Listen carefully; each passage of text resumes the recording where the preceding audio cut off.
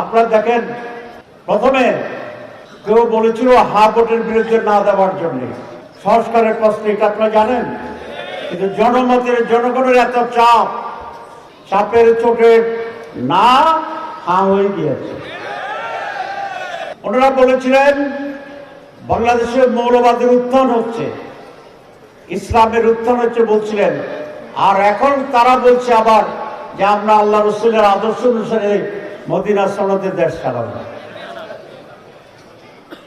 তারা যখন শাসন ক্ষমতায় ছিলেন, বাংলাদেশ কি বুঝলেন ভাই? অনলি যেটাই চাই। তিনবার পর দুর্নীতিতে চ্যাম্পিয়ন হয়েছে। এখন আবার তারা বলছেন যে আমরা দুর্নীতি মুক্ত বাংলাদেশ গড়ব।